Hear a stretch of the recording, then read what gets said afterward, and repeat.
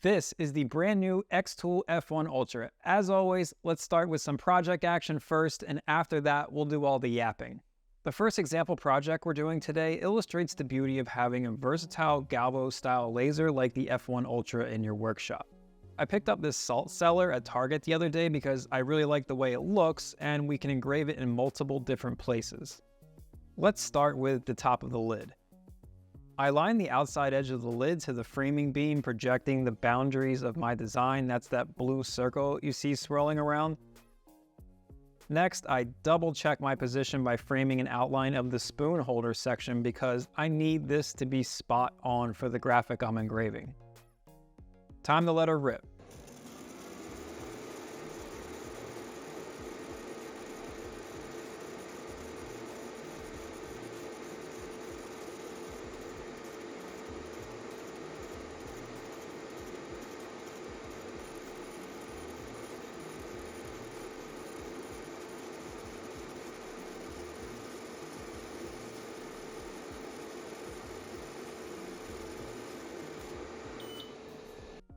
To engrave the lid like that, it took approximately 2 minutes and 47 seconds. That's it.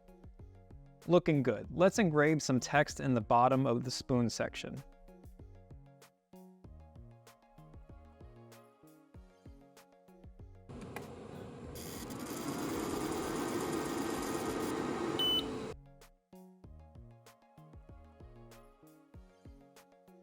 Now, let's do an engraving in a spot that's literally impossible to do with a standard gantry laser like the S1 or P2, the bottom of the cup.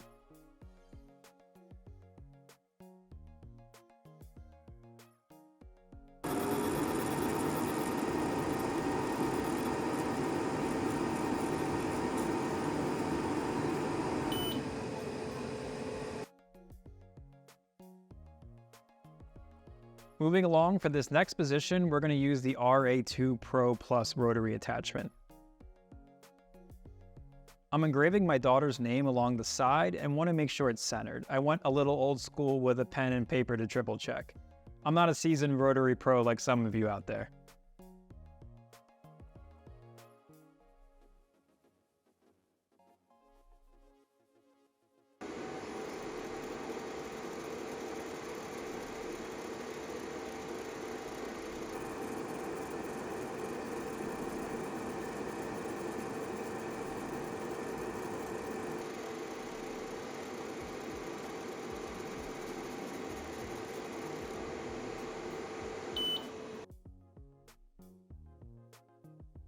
Beautiful results. The lines are crisp and the engraving on this olive wood really pops.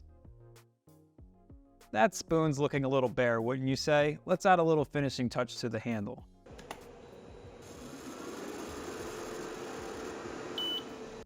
It took just 6 minutes total runtime to engrave all 5 spots, and I'm sure I could optimize those settings down even further.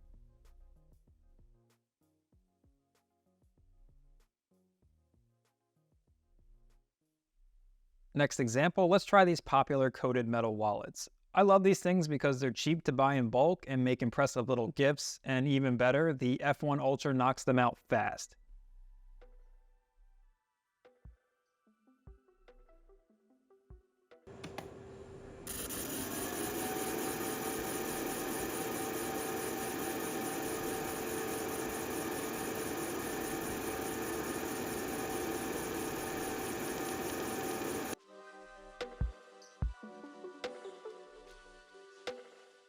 The first design is an edge-to-edge vector graphic I did with the IR laser. It produced a brilliant white engraving which took 2 minutes and 43 seconds to finish. Can't forget the metal money clip on the back, let's engrave that too. I did 5 quick passes on the IR laser to leave a nice name engraving.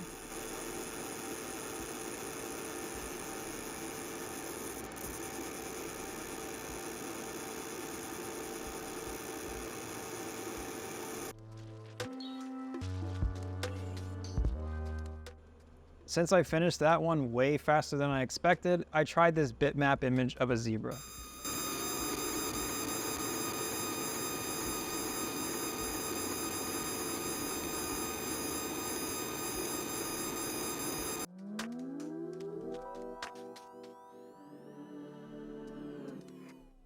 Let's check out the results. The wallet on the left looks just how I expected. The zebra, I'll need to play with the settings more. I ran the file without testing, but it's good to know even making up numbers can produce a nice image. Next example, let's do a coated stainless steel tumbler. I'm still pretty new to the rotary attachment, so I decided to shoot for the fences and do a seamless full wrap design end to end.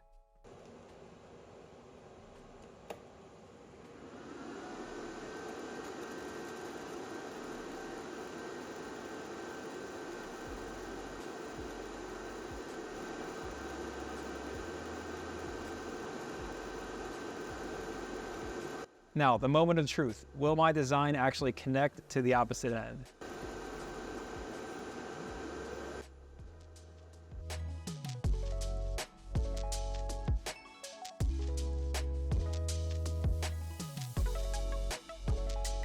Looks pretty good to me, I'll take it. It's actually hard to see where the seamless design starts and finishes. Next example, let's try out a brass coin. I kind of feel like a pirate with all these right now.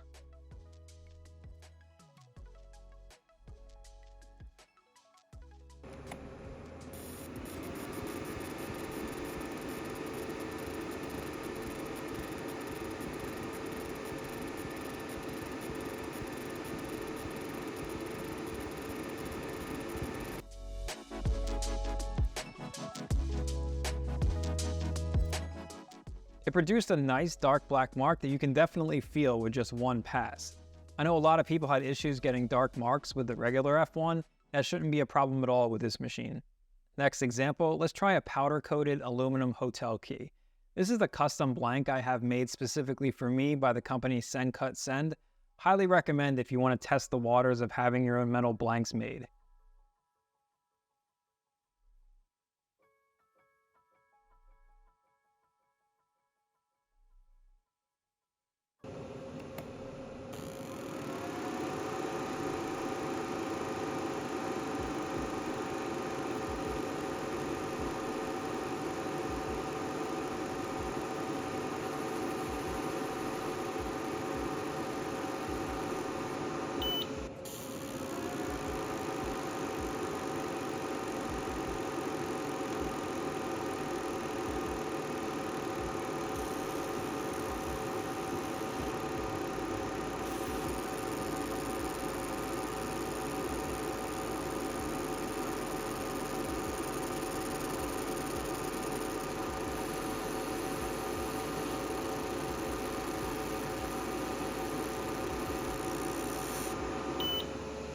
I opted for two passes here. The first pass is with the blue light laser and the second pass is with the IR.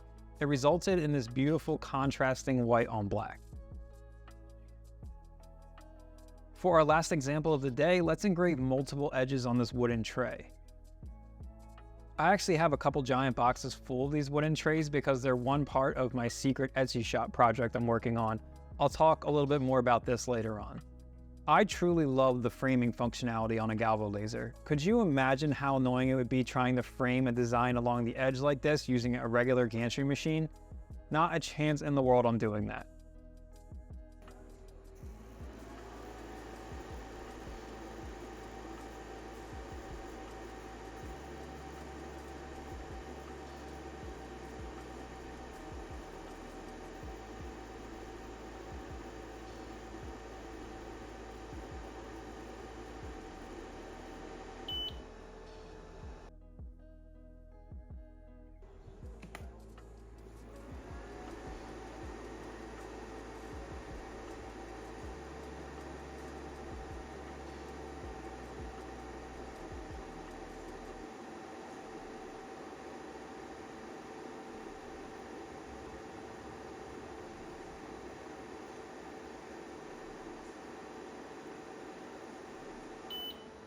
I got a nice deep engraving on the wood in just 21 seconds per side. 21 seconds. Alright, with projects out of the way, let's go all the way back to the beginning. As far as unboxing and setup goes, I don't have a whole lot to report. The box is a little heavy as to be expected, but definitely manageable to move around as one person. Everything is packed neatly and securely, as I've come to expect with all xTool products.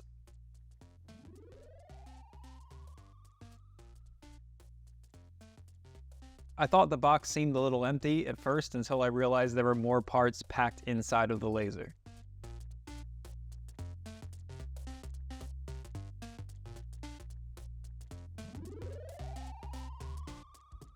The print instructions are good, but honestly, there's only like 4 steps to get up and running. Attach the exhaust, insert the key, attach the touchscreen, plug it in, and turn it on. Oh yeah, and don't forget to remove the lens cap.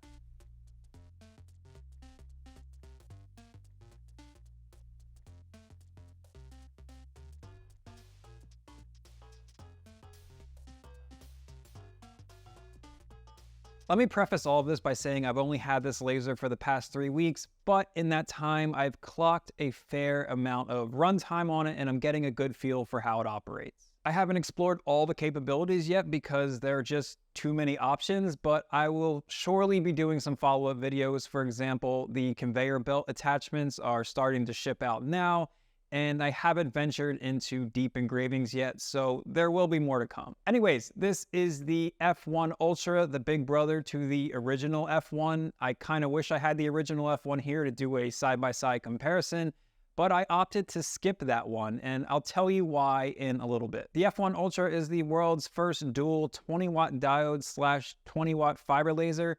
I don't want to sit here and bore you by just reading specs from the website. You can do that on your own time. But I do want to clarify some of the terminology I used in the projects you just watched to avoid confusion. In CreativeSpace 2.0 as of right now, when using the F1 Ultra, the options to select your laser type read as blue light and IR.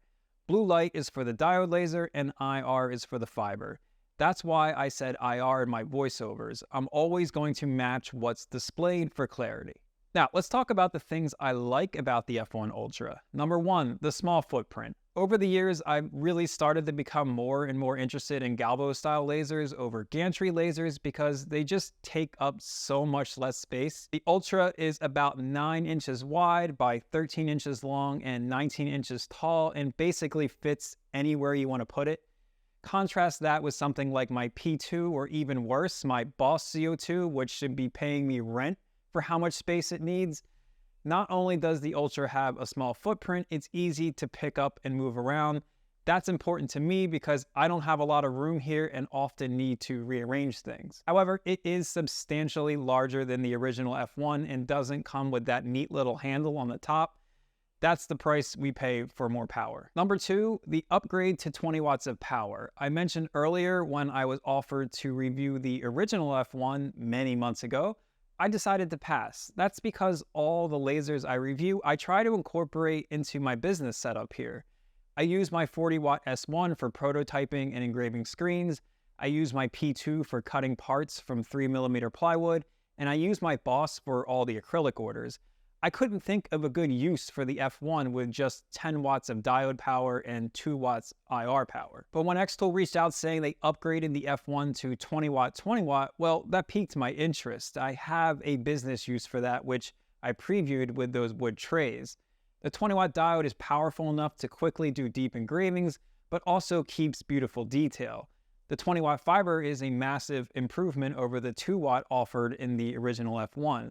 The 2 watt would barely scratch the surface of metals, but the 20 watt has enough power to make an impact. Number 3, the versatility of having the 2 different laser sources that I can quickly swap between. I can do one layer with the blue light laser and go over it again with the fiber like I did on that hotel key.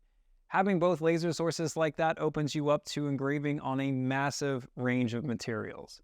Number 4, just the all-encompassing speed, not just the speed of the laser while it's processing, which is fast, but also how quickly I get jobs set up.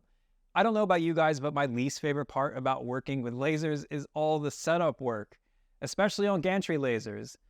Combining the F1 Ultra with the new tabbed project capabilities in CreativeSpace 2.0, I was moving between projects super fast. For example, on the salt cellar project, I had 5 open tabs for each of those engravings we did and had all the settings dialed in and ready to roll.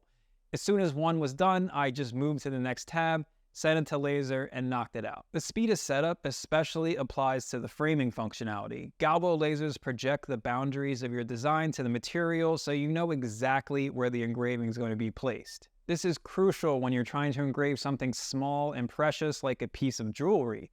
Trying to do that on a gantry laser is much more time consuming. Now, let's talk about some of my dislikes. This was actually a pretty tough list to compile since there's nothing that's really stood out yet that I don't like about the laser itself. But there are a couple things regarding the control of the laser I would like to see upgraded in the future. Number one, I think we should be able to manually input the focus distance in Creative Space. There were times when I was defocusing to create a desired effect, like with the Tumblr project, and I had to manually jog the laser with the touchpad.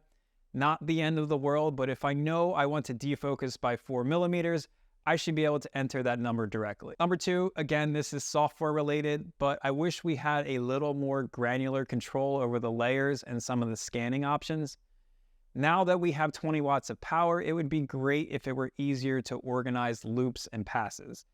If you aren't familiar with laser engraving metal, a big part of it's looping the file and engraving it many times in a row instead of just one time like you might do with a piece of wood. Sometimes it's 10 times in a row and sometimes it's over 200. It all depends on what you're trying to achieve. And on top of that, sometimes you want to mix in a pass with different speed and power settings for a desired effect. There were a couple times I wanted to do a setup like this, but had to manually copy and paste the layers over top of each other to simulate that. This would be easily solved with a sublayer style system like Lightburn has. It just keeps everything nice and orderly. Also, if we could change the scan angle, that would be cool. I saw it in the emboss section when I was poking around, so hopefully that gets added for regular vector engraving.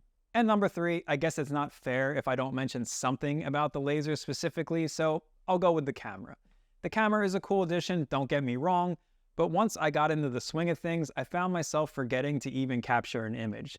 And that's because the framing functionality is so good, I didn't need the camera at all to figure out where to place my design. Now, let me give my 2 cents on who I think should consider buying this laser. Actually, let's start with who I think shouldn't buy this laser. If you're someone right now shopping for a laser specifically to do metal and nothing else, this one's probably not for you. It's not a knock on the Ultra, but if you only need something to do metal alone, you should take your $3,000 to $4,000 budget and get at least a 50 or 60 watt standalone fiber laser. In my opinion, the beauty of the F1 Ultra is the versatility, not that it's specialized to one kind of material. Also, if you plan on doing mostly cutting related projects or you want to make like large signs, this is not the laser for you. While the working area is generous for a Galvo laser, it's not intended to cut large pieces of wood.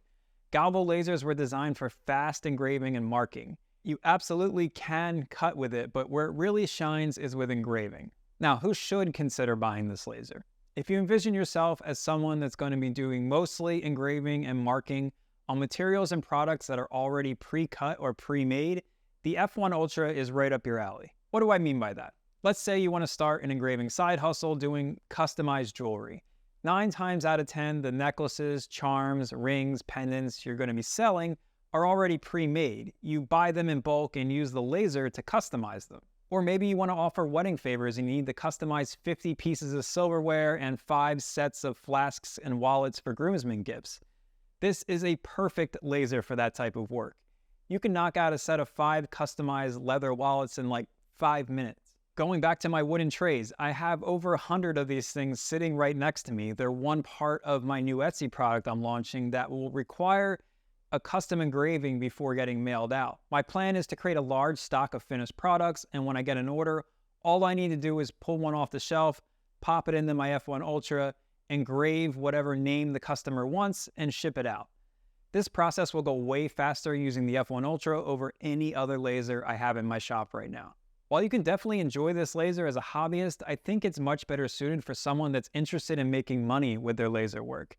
Again, if you're buying blank cutting boards, coasters, keychains, wallets, and you want to make some stock for an upcoming craft fair, for example, The F1 Ultra will get that done way faster than the S1 P2 or the original F1. Now, for my F1 Ultra top tips. Number 1, order yourself a pair of these safety glasses. There's a link in the video description below to the ones I have here. These cover both wavelengths of the F1 Ultra, so you don't need to swap between 2 pairs of glasses. You're safe when the screen is fully shut like this, but there will be plenty of times, like when using the rotary attachment, where the screen will be up and you'll be potentially exposed to damaging light. Number 2, this one is in the duh category, but if you don't see the red and blue lights on the platform after turning your laser on, you probably forgot to take off your lens cap. Double check before freaking out. I may or may not have firsthand experience with this one. Number 3, autofocus. Trust but verify. For the majority of my projects, the autofocus worked perfectly, but there were 1 or 2 occasions where I think it got a little confused. If that's the case, just run it again and it should correct. If it's really off, go to the settings panel and hit Z homing, which will reset it to 0 and start the process over again. Staying on the topic of focus, I found the focal distance for the fiber laser to be pretty narrow, so if you aren't getting the results you want, try down focusing a millimeter or 2. You want to see a nice bright light where the laser hits the metal. It also has a really specific crackling sound that's unmistakable.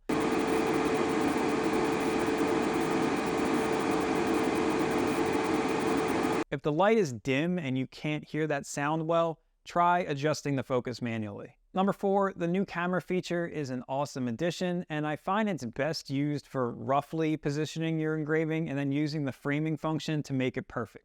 Once your material is in focus, you can shift it around as needed. It's not glued to that spot. All cameras will have a slightly skewed perspective. It's just the nature of cameras.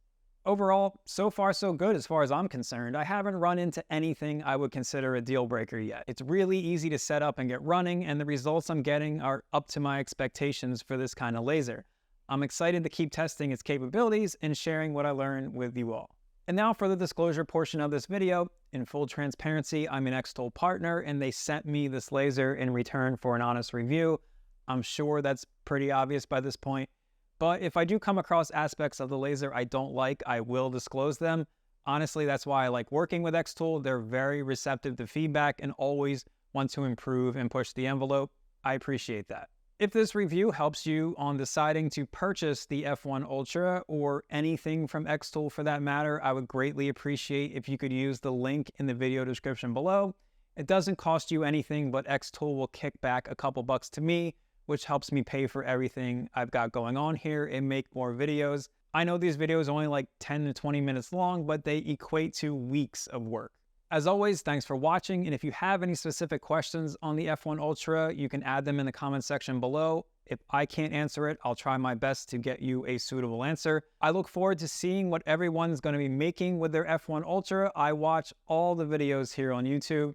I'll catch you next time.